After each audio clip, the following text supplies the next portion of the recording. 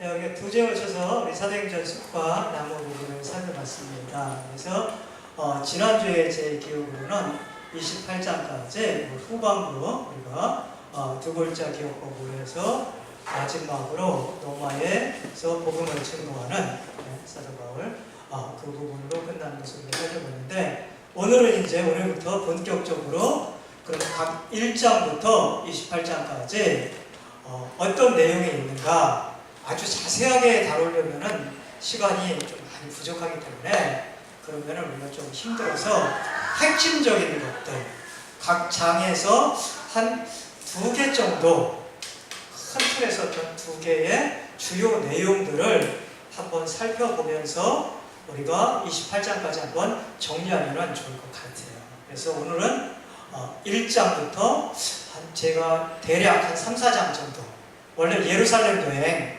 사도행전 4개의 큰 틀이 있잖아요. 그렇죠? 유사를 선교하고 땅 끝에 이른다, 이렇게 돼 있죠. 여기 위에 보면. 네. 그래서 예루살렘과 유사를 선교하고 땅 끝까지 이른다 해서 예루살렘 여행 부분을 오늘 이제 다루는 시간이에요, 사실. 근데 그것이 7장까지 되어 있기 때문에 굉장히 깁니다. 거기까지 다 다루면 좀 힘들 것 같고, 한 3장에서 4장까지 시간이 허락하는 한 한번 다뤄보겠습니다. 여기 슬라이드를 한번 보시면은 기업법 증인들이 살렘과 유사를 선교하고 땅끝까지 이른다. 그래서 예루살렘 부분이 사도행전 1장에서 7장까지죠. 네, 이 부분을 우리가 한번 살펴보는, 다음 시간까지 아마 7장까지 한번 좀 살펴보지 않겠나 그렇게 생각하고, 오늘은 이 내용으로 들어가는 첫 시간으로 한번 생각해보면 좋겠습니다. 자, 슬라이드를 또 보겠습니다. 자, 각 장 제목 이게 나오고, 지난주에 했었죠? 네, 이거를 저 한번 상기하면서 한번 보겠습니다. 자, 첫 장 1장 승천이라고 했습니다. 예수님의 승천.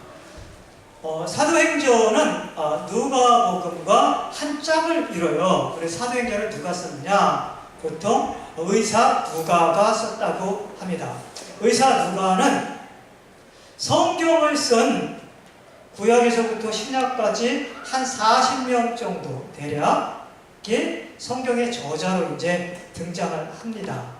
그 중에서 95%는 유대인들이 다 썼어요. 유대인. 이스라엘 사람들이 다 썼는데, 유일하게 2권만. 물론 히브리서 같은 경우는 저자를 우리가 누구라고 이렇게 특정할 수는 없는데, 히브리서 같은 경우는 그 구약을 많이 인용한 걸 보면은 아마 그것도 유대인이 아닌가 우리가 진짜 추측을 해볼 수 있어요. 그렇지만 유일하게 누가복음하고 사도행전은 이방인 누가가 쓴 아주 독특한 책이라고 볼 수가 있겠습니다. 그래서 한 장을 이루는데 누가복음이 전편이라고 하면은 사도행전은 후편이에요. 그것을 어디서 잘 보여주고 있느냐? 사도행전 시작하는 1장 1절을 보면은 왜 누가복음만 쓰면 되지? 또 한 권에 굉장히 작수가 많은 책을 썼는지 기록 이유 혹은 기록 동기가 나옵니다. 우리 같이 한번 읽어보겠습니다. 1장 1절에서 2절까지. 제가 1절 읽고 여러분 2절 읽어보세요. 데오빌로여, 내가 먼저 쓴 글에는 무릇 예수께서 행하시며 가르치시기를 시작하신부터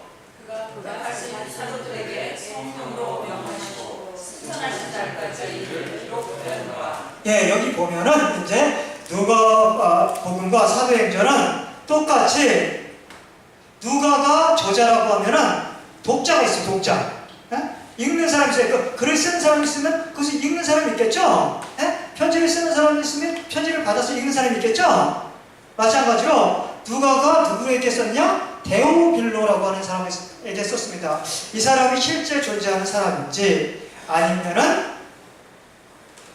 가상의 인물인지 그건 잘 모르겠어요, 사실 정확하게. 왜냐하면 누가복음하고 사도행전에만 딱 등장하는 인물이에요. 뭐 그게 아주 중요한 건 아니니까 그냥 데오빌로라고 하는 사람에게 썼는데, 누가복음은 데오빌로, 내가 먼저 쓴 글, 이게 뭐예요? 누가복음. 무슨 말인지 알겠죠? 예? 이게 누가복음인데, 누가복음은 어떤 내용이냐? 거기 내용이 나와요. 그것은 예수님께서 행하시며 가르치시기를 시작한다. 공생애, 예수님의 공생애 3년이 있잖아요. 예? 행하시고 가르치시는 일, 이런 것을 이제 했어요. 예수님의 공생애 3년을 시작하신부터 예수님께서 12사도를 택하시고 승천할 때까지 기록이 누가복음이다. 아시겠죠? 그 예수님이 예루살렘에서 십자가에 달려서 죽으시고, 예루살렘에서 부활하시고, 예루살렘에서 승천하셨잖아요. 그것이 이제 누가복음, 복음서의 내용의 결론이에요. 네? 그럼 예수님은 올라가셨는데 지상에는 누가 남아있어요? 예수님의 제자들이 남아있잖아요. 그럼 예수님의 제자들은 어떻게 되었을까? 예수님이 명령하신 그 지상 대위임령이라는 게 있어요. 마태복음 28장 마지막에 보면 예수님이 지상 대위임령을 하잖아요. 그렇죠? 네? 예수님이 이루고자 했던 구원의 역사, 엑소더스 여행을 제자들이 계속 전 세계로 땅끝까지 증거하기를 바라잖아요. 그럼 그 제자들은 그것을 충실하게 감당했을까? 어떻게 됐을까? 궁금하죠? 데오빌러가 그 얘기를 들려주겠다는 거예요. 어디서? 사도행전에서, 포편에서 그 얘기를 하고 싶은 거예요. 그래서 어떻게 했다? 글을 쓴다. 그러니까 사도행전을 쓰는 이유, 동기는 뭐냐면은 승천 이후에 예수의 제자들은 어떻게 바톤을 받아서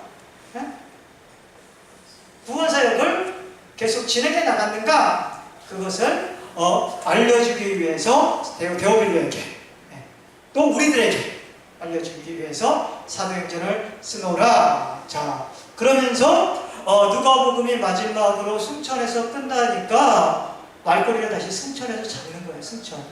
그래서 여기 보면은 여기 승천 보이시죠? 승천.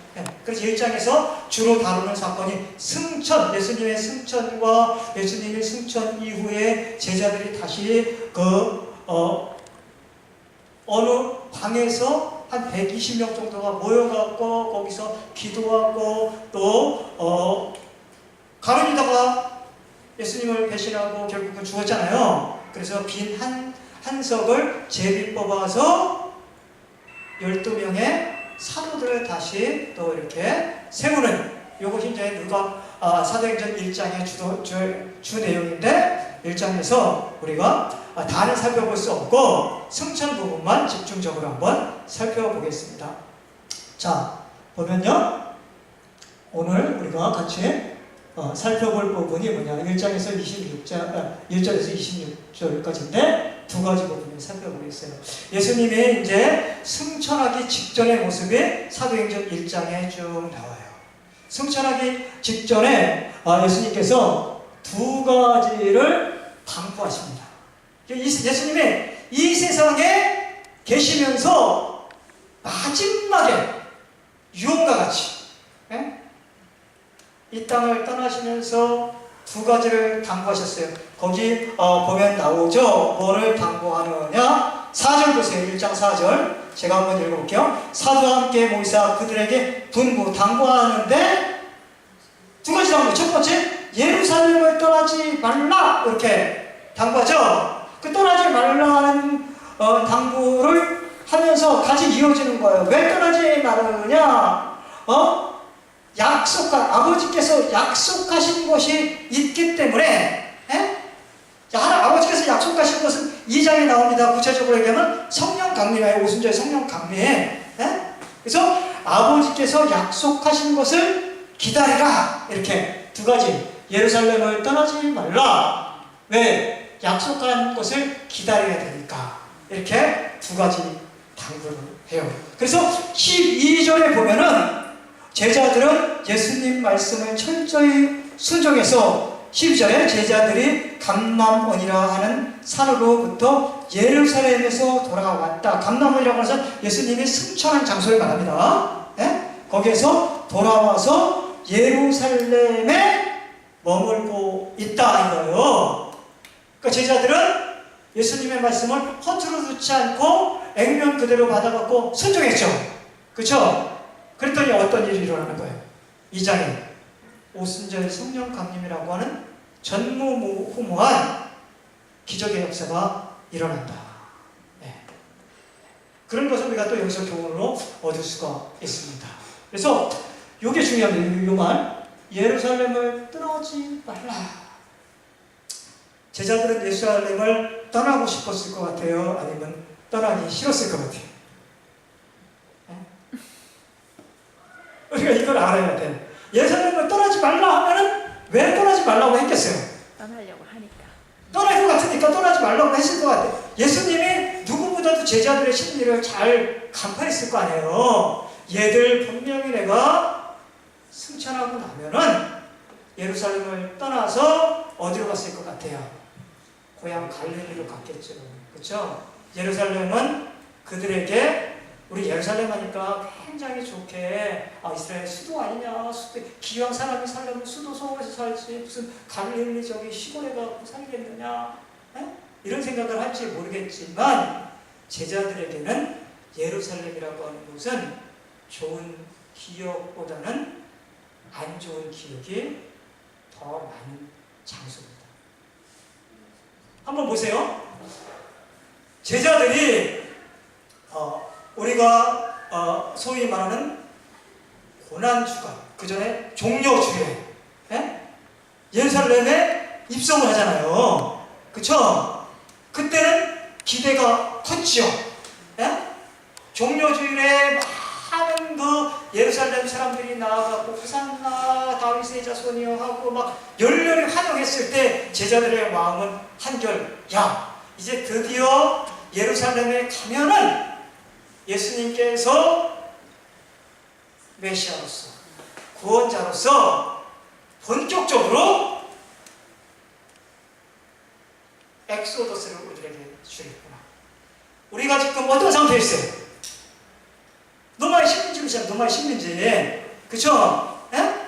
또 예수님이 이렇게 대대적으로 백성들이 환영하는 거 보니까 이 사람이 분명히 우리가 그동안 믿고 따르고 확신했던 메시아라고 하는 것을 더욱더 분명해져갖고 거기에 의기양양하고 들어갔는데 제자들의 기대에 부응하지 않고 예수님 희망본 못 쓰고 십자가에 달려갖고 비참하게 조롱당하고 힘없이 죽어갔잖아요. 그렇죠? 그런데 어쨌거나 예수님이 3일 만에 다시 살아나셔갖고 다시 한번 기운을 예수님 덕에 이제 좀 한번 뭔가 기대를 갖고 있는데 제자들도 눈치가 있잖아요. 떠나갈 것 같죠? 그리고 정말 가버린다고 어떻게 생각했어요? 야, 이거 그렇지 않아도 예수님이 없으면 노마 군병이 언제라도 우리들을 체포해갖고 예수님처럼 또 십자가에 단다든지 감옥에 보낸다든지 우리가 험한 꼴을 당하겠구나 이런 생각이 바로 들었을 거예요. 그렇죠? 그래갖고 우리들에게 익숙한 것, 보다 안전한 것, 갈릴리로 갈 곳을 예수님께서 내다봤잖아요. 그렇죠? 그럼에도 불구하고 제자들이 아까 우리가 12절에 살펴본 것처럼 떠나지 않고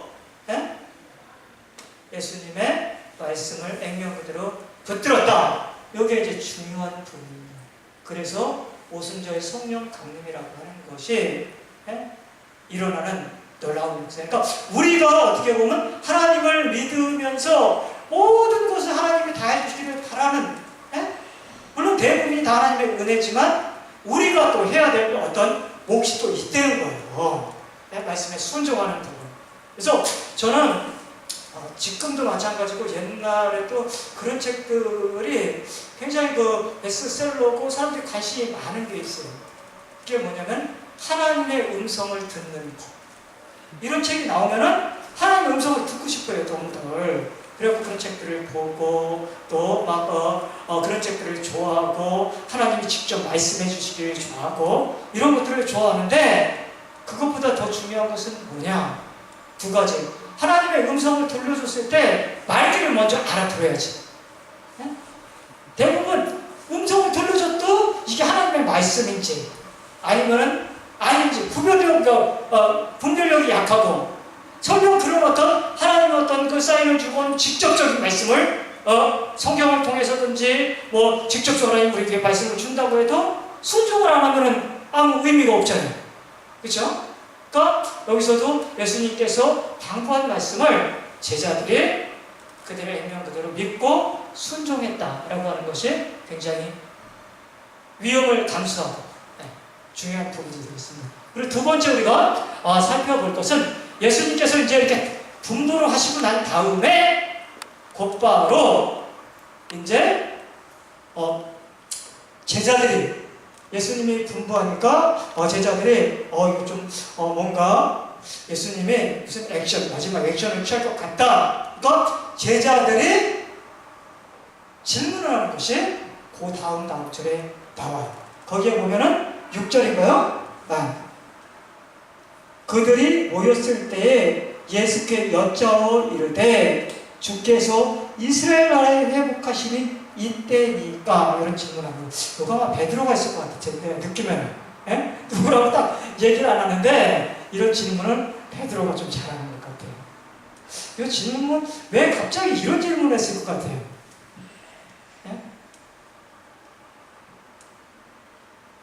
이 질문이 함축하고 있는 뜻이 뭐겠습니까? 이거는 베드로가 했든 요한이 했든 누가 했든 여기에 예수님 승천 직전에 참석했던 사도들의 한결같이 그들이 마음속에 꼭 한 번은 언젠가 예수님께 물어보고 싶었던 거예요. 아주 중요한 질문이야, 이들한테는. 예수님한테는 이 질문이 중요하지 않지만 제자들한테는 정말로 우리가 꿈에도 소원이 통이다 뭐 그런 것처럼 이 사람들한테는 이게 너무나 중요했던 질문이었기 때문에 예수님의 승천 직전에 가버리면 이제 더 이상 물어볼 수도 없으니까 이거는 한번 얘기를 듣고 싶었던 거예요. 여기서 중요한 말이 뭐냐? 이스라엘의 회복 이게 중요해요. 이스라엘의 회복. 오늘날도 이 구절을 좀 오해를 해갖고 이 세대주의 들어보셨죠? 세대주의라는 성경을 세대주의적으로 문자 그대로 해석하는 거예요, 그냥. 그래서 이게 좀 위험한 사상입니다. 요한계시록 같은 경우도 다 문자에 과도하게 집착해갖고 그에게 많은 약속들이 있어요. 보면은 그것이 액면 그대로 문자 그대로 이루어진다고 해갖고 특히 이스라엘과 관련된 약속. 이스라엘도 그냥 이스라엘이 아니라 팔레스타인의 육신적 이스라엘이잖아요. 그래갖고 구약에 보면은 다윗에게 언약한 것 중에 성전의 회복에 대한 얘기가 나오거든요. 예루살렘 성전의 회복에 대한 얘기를 막 하는데 그것을 너무 문자 그대로 잡아갖고 이스라엘에 지금 팔레스타인에 있는 이스라엘에서의 성전이 재건되는 그 제3성전이라고 합니다. 그런 영화도 만든 사람이 있어요. 왜 안 보셨죠? 저는 그 영화를 만들었을 때 어떤 사람이 문자를 줘갖고 제가 아는 지인이 문자를 줘갖고 그 교회 갔더니 거기서 제3성전을 지은 거래갖고 영화를 막 기독교 아주 유명한 기독교 그분이 영화를 만들었더라고요. 근데 그 굉장히 비성경적인 거거든요. 근데 그거를 세대주의적으로 이렇게 했는데 이 사람들도 지금 예수님의 제자들도 여기서 이 문자적인 이스라엘의 회복 그것에 집착하고 있다. 아까 제가 말씀드렸잖아요. 이 사람들은 지금 로마의 식민지 하에 있어요. 그러니까 예수님을 어떻게 이해를 하고 있느냐? 예수님은 구약으로 따지면 다윗 왕처럼 강력한 힘을 가져갖고 기적과 초능력 이런 것을 부활도 하신 분이니까. 예? 그러니까 그런 어떤 강력한 힘으로 로마가 아무리 강하더라도 로마를 한 방에 두드러 엎고 그들을 구원시켜주고 해방시켜주고 이스라엘을 회복시켜주기를 간절히 바라는 거죠. 지금 그걸 해주시면 안 되겠습니까? 그런 얘기예요. 네? 그러니까 이들이 꿈꾸는, 제자들이 꿈꾸는 하나님의 나라는 어떤 나라예요? 우리가 따지면 제자들이 꿈꾸는 천국은 어떤 나라예요? 이스라엘의 해방인 거야. 다른 말로 하면 뭐예요? 이 땅에서 잘 먹고 잘 살 거라는 거예요. 우리 적용을 하면. 예? 우리도 마찬가지예요. 우리가 교회 다니고 신앙생활하고 하는 것이 때로는 제자들이 생각하는 것과 같은 영적인 하나님의 나라, 예? 그런 거는 관심도 없고 그런 것이 뭐 있다고 하면은 좋지만 더 중요한 건 뭐예요? 이스라엘의 회복. 이 땅에서 잘 먹고 잘 살고 물질적으로 크게 복받고, 예? 이런 나라가 이들에게는 중요한 거죠. 아직까지 정신 못 차리고 있잖아요. 그렇죠? 예?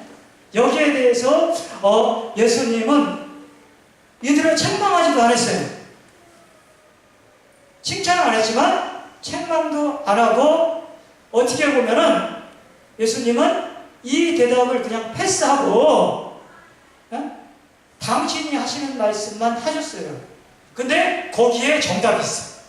우리가 잘 알다시피 예수님께서는 거기에 대답하지 않고 7절에 보면 이르시되 때와 시기는 아버지께서 자기의 권한에 두셨나니 너희가 알 바 아니요. 이스라엘의 회복 그런 것에 관심 갖지 말고 중요한 건 뭐냐? 8절 우리가 제일 중요한 오직 성령이 너희에게 임하시면 너희가 권능을 받고 쭉 해서 내 증인이 되리라 이렇게 얘기했어요. 이 대답 속에 이들에게 어떻게 보면 한편으로는 너희들이 시야를 좀 크게 가져라. 예? 그리고 성령을 받으면, 예? 약속의 성령이 오면은 어쩐다는 거예요? 모든 너희들에 대한 너희들이 지금 질문했던 모든 것이 대답이 될 것이다. 그런 얘기를 한 겁니다. 그래서 이 제자들은 단순히 예루살렘을 포함한 이스라엘이라고 하는 굉장히 제한된 그런 부분에만 관심이 있었지만 예수님은 그들의 지평을 넓혀서 예루살렘, 이스라엘을 포함해서 땅끝까지 지평을 넓혀주는.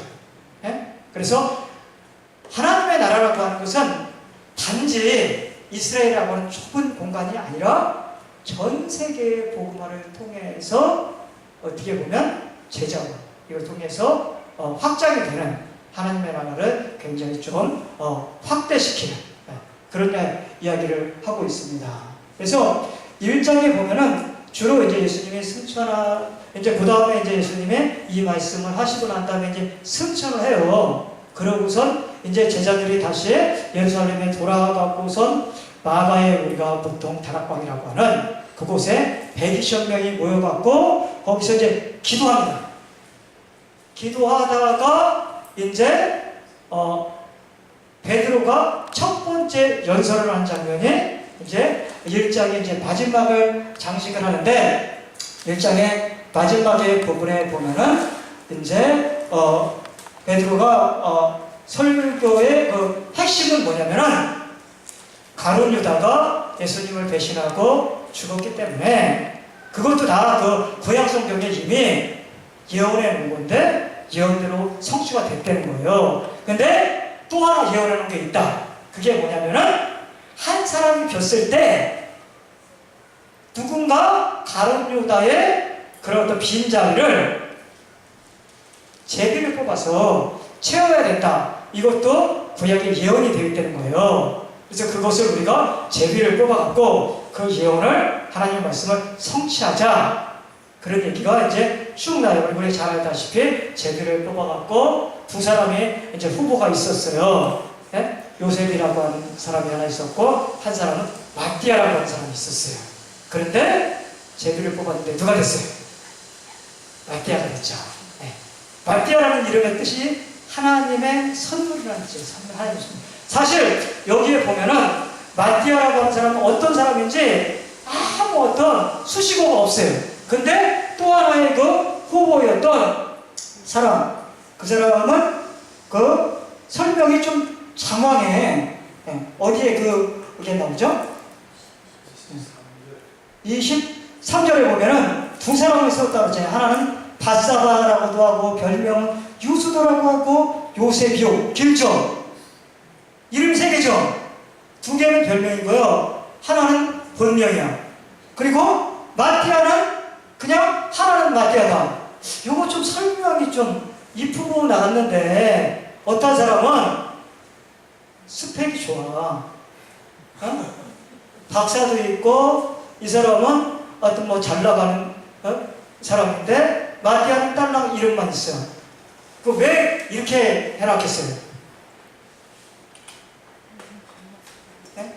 요셉이라고 하는 사람은 그 당시에 유명한 사람들, 간접적으로 인지도가 높은 사람이고 또 한편으로는 무슨 얘기예요? 사람들도 요셉이 되겠지 라고 하는 생각을 갖고 있었다는 거예요. 마음속에. 예? 그렇지만 제비를 뽑았더니 어떻게 되는 거예요? 결과는 사람들의 예상과 달랐다. 그 마띠아의 이름 뜻 자체로 하나님의 선물, 하나님의 은혜라는 거예요. 그러니까 하나님의 일은 누가 하냐? 하나님의 은혜로 하나님이 선택한 사람이 하는 거지. 예? 사람이 그것을 좌지우지할 것은 아니다 라고 하는 것을 또 간접적으로 교훈을 해줘요. 1장에서 마지막으로 한번 정리하면은 한 가지 우리가 더 살펴볼 것은 뭐냐면 가룟유다라는 사람을 한번 살펴보면은 하나님의 일을 할 때는 우리가 늘 생각해야 될 중요한 교훈 중에 하나는 하나님의 일을 할 때 하나님이 쓰시는 카드는 다양하다는 거예요. 그게 무슨 말이냐면은 하나님은 쓸 수 있는 패가 너무너무 많아요. 가룟유다 아니더라도 일할 사람은 널려 있다는 거예요. 네? 그러니까 우리가 저도 아까 우리 목사님도 시편 말씀을 하면서 제가 많이 와닿는 것이 이 교만한 그런 얘기를 많이 하는데 대부분 보면은 공부라도 조금 한 사람들은 가만히 앉아 있어도 교만한 생각이 파이 들어요. 내가 박사인데, 네? 내가 그래도 당신보다는 성경을 좀 더 아는데 이런 생각이 안 들 수가 없어. 근데 그 사람들하고 같이 있으면은 진짜 말 많이 하는 사람이 대부분 교만해. 그리고 다는 아니더라도 그 통계적으로 보면은 뭔가 이렇게 보직 교수라든지 좀 이렇게 잘 나가는 사람이 교만해요. 대부분. 근데 톡까놓고 얘기하면 그런 분들이 실력이 없을 수가 더 많아. 들어보면은. 근데 정말로 좀 실력도 있고 하는 사람이 겸손한 경우가 참 많이 있거든요. 설령 우리가 실력이 있고 정말로 뭐 잘난 사람일지라도 내가 잘나서 그 자리에 있는 것이 아니고 나 아니더라도 사실 큰 교회 담임 목사님들 뭐 이런 사람들이 많이 있어도 저도 이제 제 동료 중에서도 몇천 명 되는 교회에 담임 목사들이 있어요. 같이 유학 가고 공부하고 이런 사람들을 보면 그분들이 잘해갖고 하는 부분들도 있지만 때로는 어떨 때 보면 저 사람 아니더라도 딴 사람이 저절을 해도 충분히 감당할 수 있겠다 그런 생각이 참 많이 들더라고요 사실. 네. 네?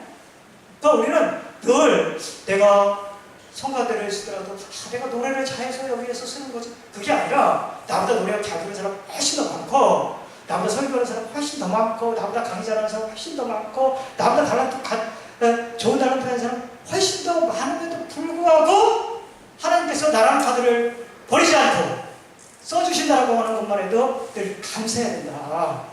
사실 가룟유다가 베드로보다 훨씬 똑똑했거든요. 그것을 알 수 있는 건 뭐냐면 돈을 맡겼잖아요. 베드로보다는 3배 빨랐을 거 아니에요 최소한. 네? 머리가 잘 돌아갔어요. 그럼에도 불구하고 왜 다른 여자는 팽을 당하고 베드로는 생이 되느냐? 그것을 통해서 우리가 깨닫는 것은 뭐냐면 하나님의 은혜다. 이런 것을 우리가 깨닫는 시간이었으면 좋겠습니다. 자, 1장은 이렇게 좀 정리를 해보면 좋겠습니다. 자, 1장에 승천이라고 했죠. 그러면 올라가면은 내려온다고 했잖아요. 2장. 어떻게 보면은 사도행전에서 제일 중요한 것은, 물론 모든 장이 다 중요하지만 2장이 하이라이트일 수도 있어요.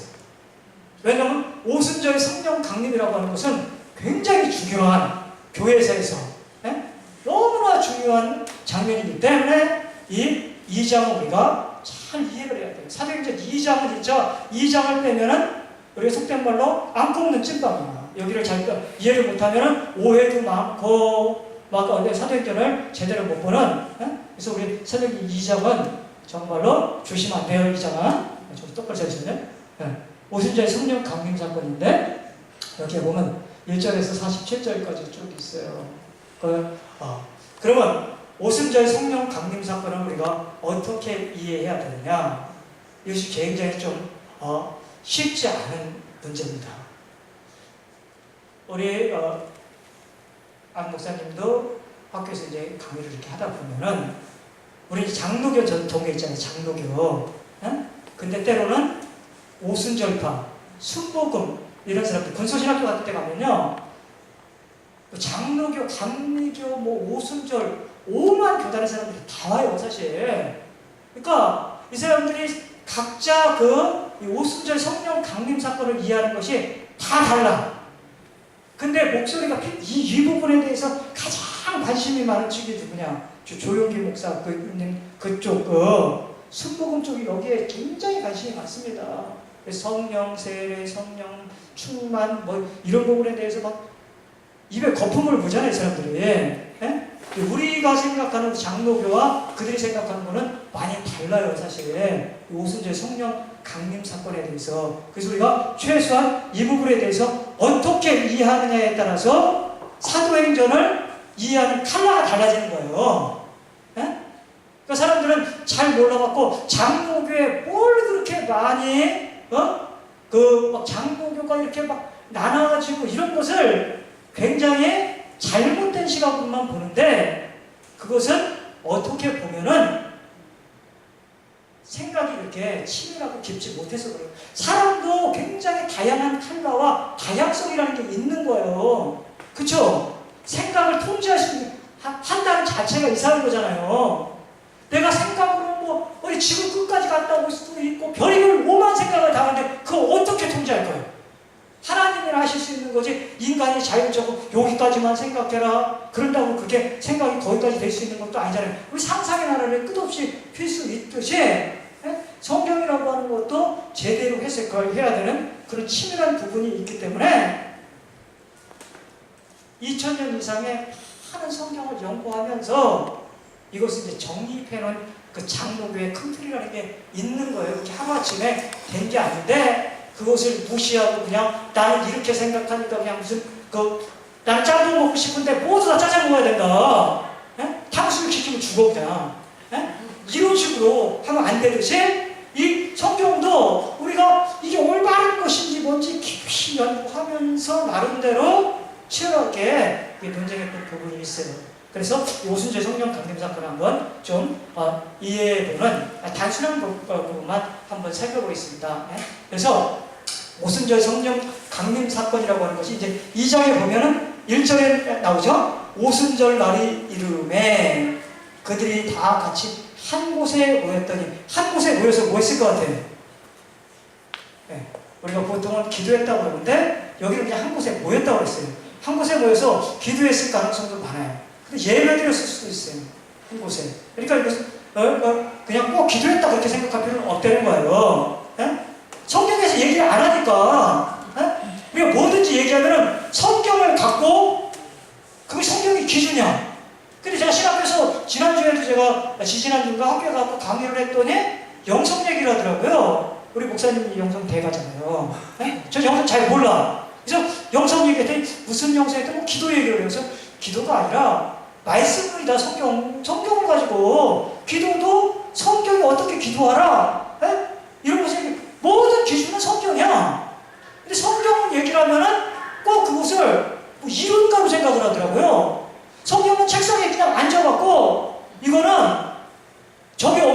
아무런 어떤 영성이고 그런 건 없고 기도하고 어떤 신비적 이게 영성으로 생각하는 거예요. 그거는 스님들도 잘해요. 오히려 어디 그 철학과 이 사람들도 훨씬 잘해요. 돈 닦는 사람들도 우리보다 더 잘해. 심하게 얘기하면 우리가 막 그 좀 경계하는 이슬람 이런 사람들도요. 우리는 금식하고 가지고 한 달씩 해요. 그 사람들도. 에? 우리는 그런 영성을 얘기하지 않아요. 본질적인 영성은 말씀을 중심으로 하는 영성이 영성인 거지. 이게 하나님의 말씀인데 이것보다 더 높이 올라가는 기도가 있습니까? 금식이 있습니까? 그건 영성 절대로 아니거든요. 어떤 분은 40일 금식을 3번 했대. 그걸 막 자랑하는데 성경 가르치는 어떤 때문에 좋을 거 안 와. 에? 그거 아주 그 교만한 거예요, 사실. 에? 예수님은 한 번 했는데 예수님을 이겨보려고 3번 했대. 얼마나 교만해요, 이게. 그런 사람들 오면은 말씀 시간에는 없고, 말씀을 안 듣고, 말씀을 힘들어하고, 말씀을 얘기하는 것은 영성하고 완전 배제될 것 같고, 종교개혁이라고 하는 건 말씀으로 돌아가자는 거죠. 기도로 돌아가는 것도 아니잖아요.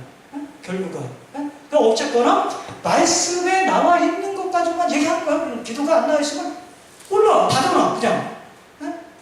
근데 어쨌거나 이게 한게 모였을 때 이제 기적이 일어나요. 2절에서 갑자기 하늘로부터 급하고 강한 바람이 돌풍 같은 게 이제 불었어요. 예? 그런 소리가 이제 청각이 나타난 다음에 그들이 앉은 온 집에 이제 가득했고, 두 번째는 시각적으로 마치 불의 혀처럼 눈에 보이는 거예요. 이렇게 달라지는 것이 있고 각사가 위에 임하였다. 이제 무슨 성령 강림이라고 하는 것이 실질적으로 이제 일어나는 거죠. 이것은 한두 사람이 느끼는 게 아니라 120명이 공통으로 느끼고 시청각으로 분명한 사실이라는 얘기를 해요. 그러면서 다 성령의 충만함을 받아서 그 결과가 뭐죠? 다른 언어로 말하기 시작했다. 옛날에는 방언이라고 했어요. 방언이라고 하는 것은 우리가 보통 생각하는 그런 뭐 이상한 말 있잖아요. 그것이 아니라 여기서는 다른 언어, 그러니까 외국어를 말합니다. 외국어. 굳이 이것이 방언이라고 하면 외국어 방언이 되겠어요. 내가 한국 사람인데 영어를 하는 거예요. 이 사람들은 어떤 사람이에요? 이스라엘 사람이죠. 이스라엘에서 다른 언어라고 하는 거예요. 농어가 될 수 있고, 여기 보면 15개 정도 언어로 막 얘기를 하는 거예요. 이런 방언은 전무후무하다고 볼 수 있습니다. 오늘날 아마 이런 방언이 거의 일어나기는 거의 불가능하지 않겠나. 물론 하나님이 역사하시면 뭐를 못하겠어요. 그렇지만 이거는 아주 이거를 방언으로 생각해갖고선 방언을 안 받으면 성령 안 받았다. 이것은 순복음이 이렇게 접근하기도 하거든요. 이건 성격 잘못했을 거예요. 그렇게 한다는 것은. 어떤 교회는 제가 알고 있기로는 2,000명 정도 나오는 교회 있는데, 그 교회는 다 이렇게 해서 강제로 방언을 받게 해요. 강제로.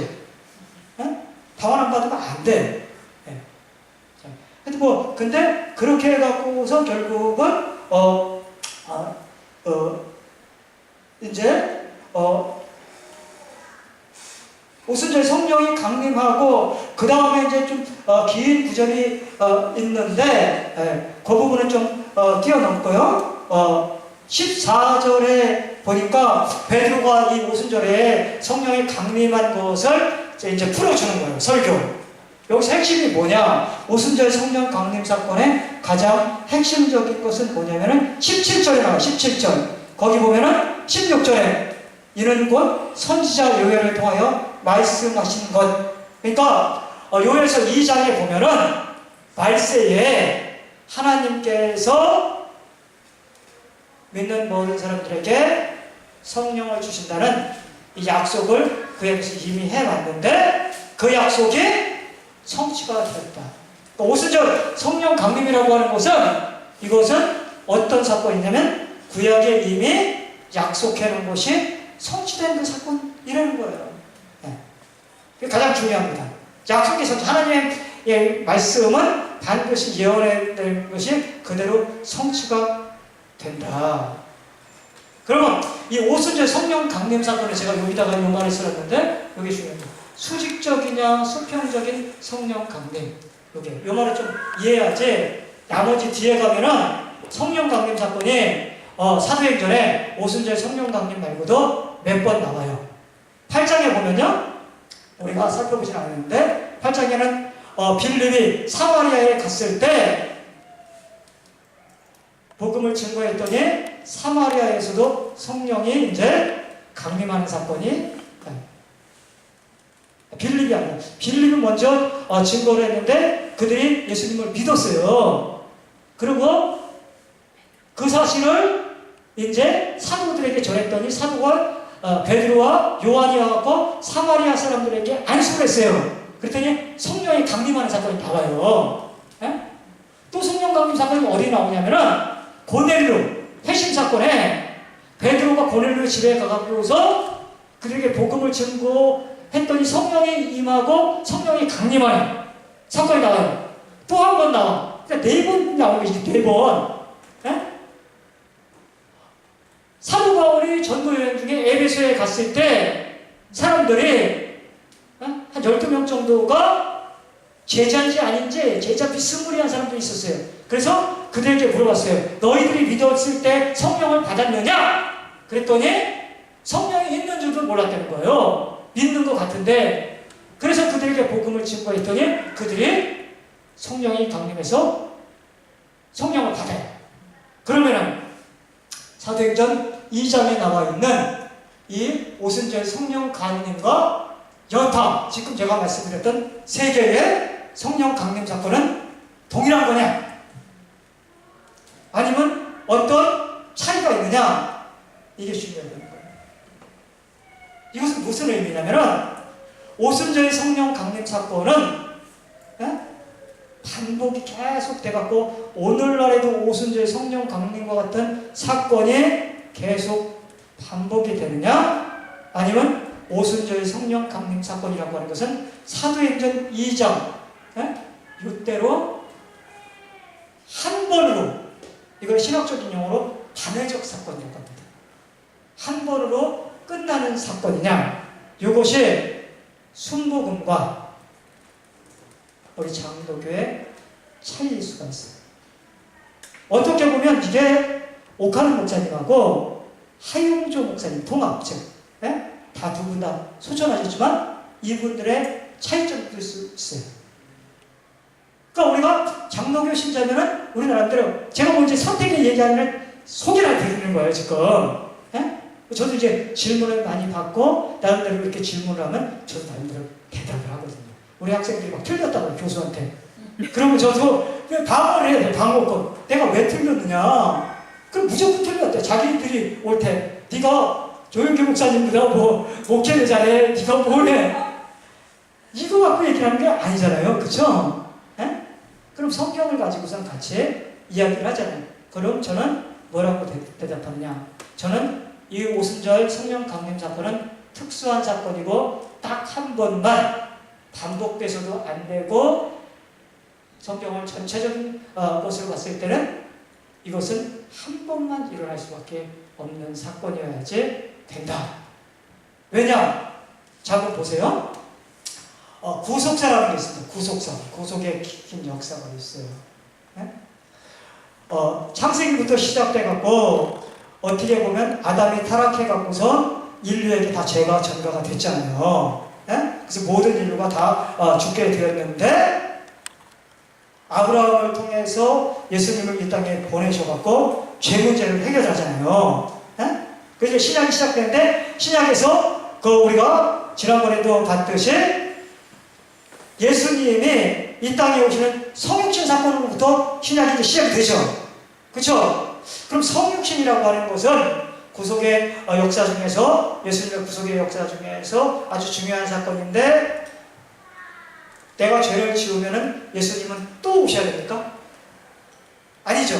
한 번이면 족한 사건이죠. 그쵸? 그렇잖아요. 그럼 예수님 십자가에 돌아가셨죠. 그 다음에 우리를 구원시키기 위해서, 구속을 이루기 위해서.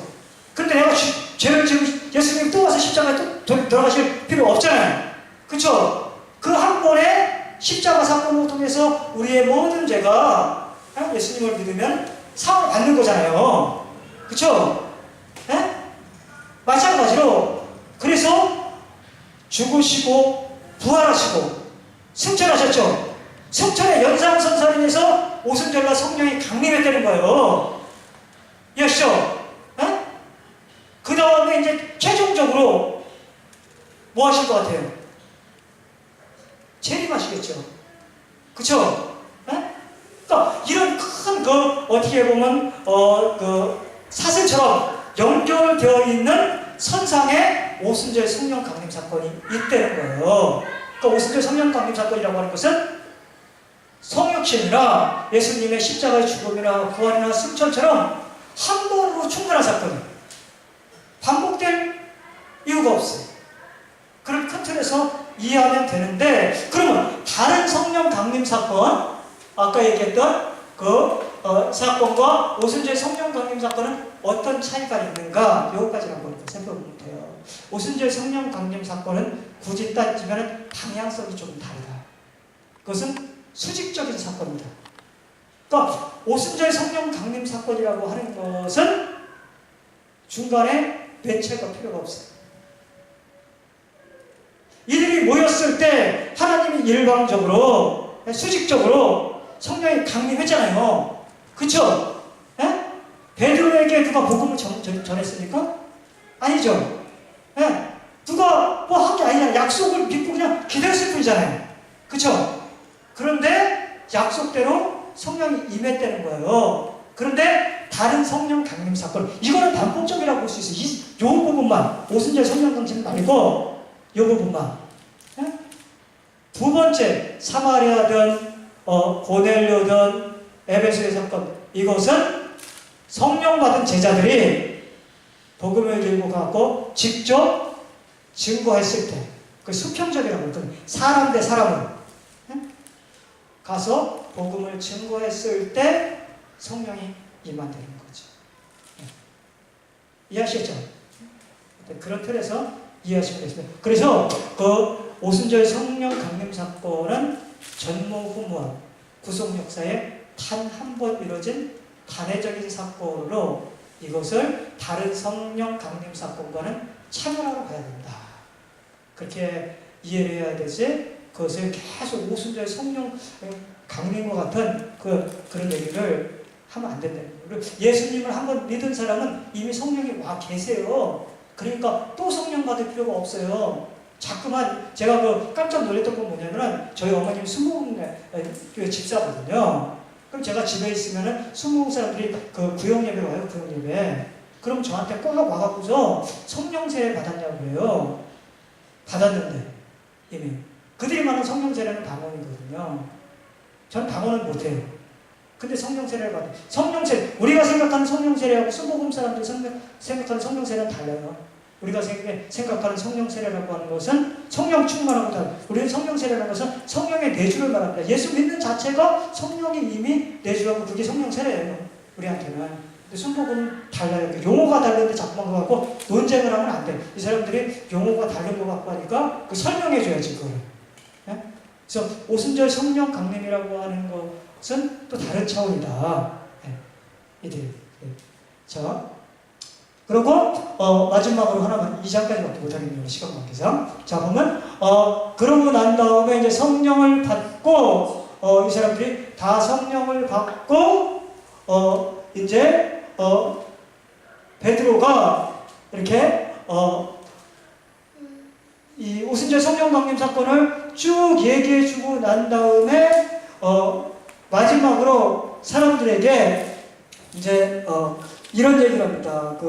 38절인가요? 거기에 보면은 아주 중요한 말들이 있는데 2장 37절에 이 오순절 성령 강림 사건이 어떤 의미이다 그러면서 그것을 중심으로 해갖고서 이렇게 쭉 복음을 증거하는데 마지막에 이제 36절에 그런즉 이스라엘 온 집안이 확실히 알 거니 너희가 십자가에 못 박은 이 예수를 하나님이 주와 그리스도가 되게 하셨느니라, 이런 얘기를 했어요. 그래서 오순절 성령 강림 사건이라고 하는 것은 예수님이 십자가에 달려 돌아가시고 죽으시고 승천하셨다는 증거로 성령을 부어주셨다. 예? 그래서 예수님이 바로 누구냐? 당신들이 그토록 기다렸던 진정한 메시아다. 건축자의 버린 돌이 모퉁이 돌이다. 이분이 그렇게 얘기를 했더니 거기에 있었던 많은 사람들이 있었거든요. 예수님의 제자들뿐만 아니라 그 말을 듣고 마음에 찔렸다고 하는 거예요. 이게 마음에 찔렸다는 것은 어떤 의미냐면은 원어상으로 보면은 송곳이죠.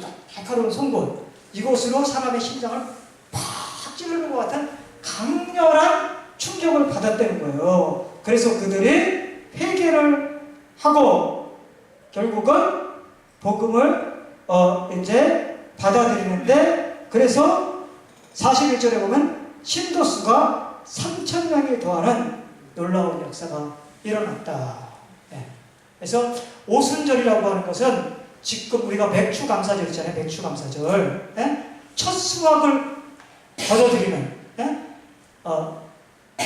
그것에 감사해갖고 우리가 감사의 헌금 같은 것도 하고 그러잖아요. 마찬가지로 오순절이라고 하는 날에 성령이 강림하고 첫 수확을 3,000명을 거뒀다는 거예요. 그러면서 어떻게 되냐? 신약의 교회가 드디어 탄생하는 거예요. 그러니까 신약의 교회의 생일이 언제냐? 얘기하면은 오순절도, 오순절. 신약의 교회가 탄생해갖고 이게 이제 초대교회로 발전을 해요. 그래서 초대교회가 어떤 교회인지 43절에서 47절까지 이렇게 초대교회의 아름다운 모습들이 쭉 나오는 것을 볼 수가 있습니다.